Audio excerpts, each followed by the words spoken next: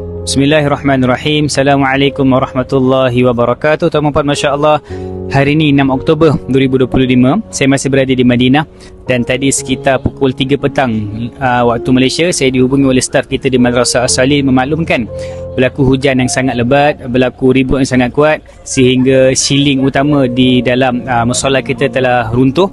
Tuan-puan, Masya Allah, ini satu berita yang sangat sedih buat kami. Tapi apapun, kami sangat bersyukur kepada Allah Subhanahu Wa Taala. Tiada apa-apa kemudaratan kepada mana-mana kaki tangan ataupun pelajar-pelajar di Madrasah As-Salih. Tuan-tuan, bangunan ini bangunan utama yang digunakan musola kita, digunakan untuk menghafal Quran, untuk pelajar solat, mengaji di situ. Masya Allah, tabarakallah. Malam ni juga saya akan flight balik ke Malaysia, insya-Allah. Tuan-puan, doakan untuk kami, doakan untuk Madrasah As-Salih, semoga Allah mudahkan segala-galanya.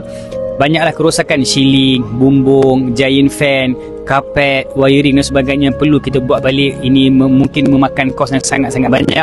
Tuan-puan, saya menyusun 10 jari, menyuruh semua tuan-tuan puan di luar sana yang boleh bantu kami, bantulah daripada segi doa terutamanya, doakan untuk kami dan juga bantulah sama-sama kita untuk dapat menyempurnakan balik pembinaan kita dengan segera, pembaik pulih bangunan musola kita dengan segera. Tuan-tuan, dia mungkin akan makan masa 2 ke 3 minggu. InsyaAllah malam ni saya akan flight balik ke Malaysia.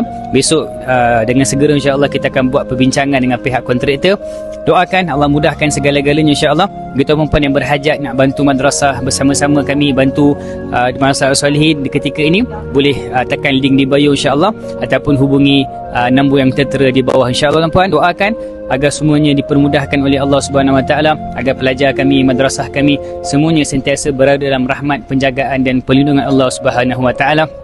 Doakan kami terus kuat dan istiqamah di dalam perjuangan ini, insya-Allah. Sekian, Assalamualaikum warahmatullahi wabarakatuh.